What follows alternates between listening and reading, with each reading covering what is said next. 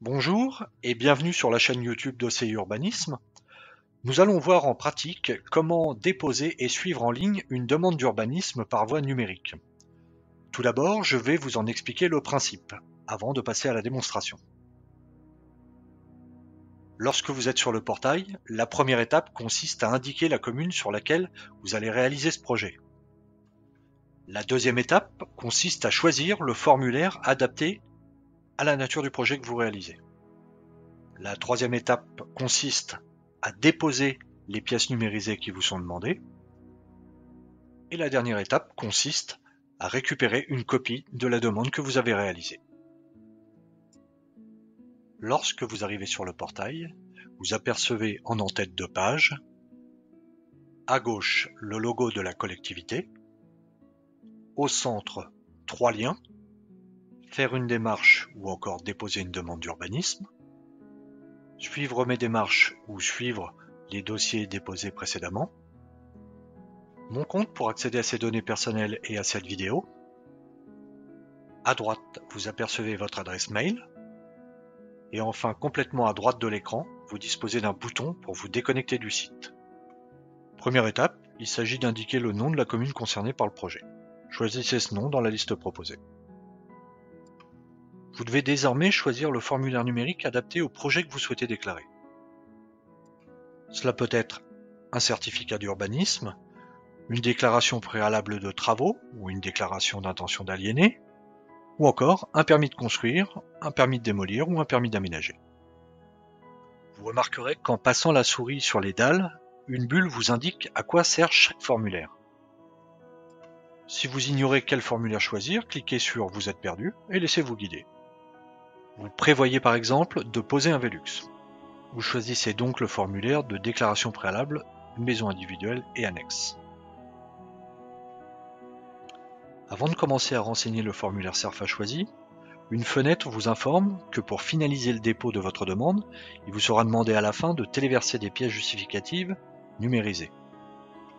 À gauche de l'écran, un fil d'Ariane indique les différentes étapes de saisie du formulaire et vous montre votre progression à l'intérieur de ce formulaire. Dans le corps de la page, la mention requis indique les champs qui doivent impérativement être renseignés. À la fin de chaque étape de saisie, vous disposez de 3 boutons. Abandonner, il s'agit d'un abandon sans sauvegarde des données saisies. Poursuivre plus tard, il s'agit du mode brouillon permettant d'enregistrer les informations saisies pour une reprise ultérieure. Et valider pour passer à l'étape suivante. Conseil, plus vous renseignez le formulaire et moins l'administration risquera de revenir vers vous pour vous demander des précisions. Nous allons passer toutes les étapes suivantes pour nous rendre directement à l'étape de validation de la demande, c'est-à-dire l'avant-dernière étape. Lorsque vous êtes à l'étape validation, vous devez cocher la case Lu et accepter pour indiquer que vous avez la qualité requise pour faire la démarche et que les informations fournies sont exactes. Dernière étape du dépôt, le téléversement des pièces numérisées. Vous devez téléverser un fichier par pièce demandée. Le type de fichier et leur taille maximale sont indiqués dans les conditions générales d'utilisation du portail. Le lien se trouve en bas de la page. Plus vous déposerez de pièces et plus le service instructeur aura matière à juger de la recevabilité de votre projet. Vous validez l'étape. Une fenêtre apparaît pour indiquer l'enregistrement de vos pièces. Cliquez sur OK. Le dépôt de la demande d'urbanisme est désormais terminé. Vous visualisez désormais le récapitulatif de votre demande. Nous vous conseillons de sauvegarder les justificatifs de votre dépôt, à savoir le formulaire CERFA rematérialisé de votre demande, les pièces que vous avez adressées à l'administration. Vous devriez recevoir par mail un accusé électronique d'enregistrement de votre demande.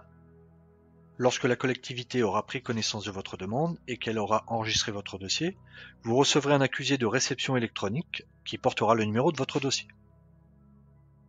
Si vous souhaitez suivre l'avancement du traitement de votre demande, il vous faut revenir sur ce portail. En cliquant sur le lien « Suivre mes démarches », vous pourrez voir vos demandes et prendre connaissance de leur avancement. Des filtres permettent aux personnes qui réalisent de nombreuses démarches de trier les demandes en cours d'instruction ou demande instruite. Si le service instructeur juge qu'il manque des documents ou des informations, il vous adressera un message électronique pour vous demander de compléter votre dossier. Vous pourrez alors redéposer les éléments manquants depuis ce portail. Merci d'avoir suivi cette démonstration. Nous vous souhaitons de bonnes démarches. Pour toute question pratique, contactez le service urbanisme de votre commune. Voilà, et si cette chaîne vous intéresse, vous pouvez vous y abonner.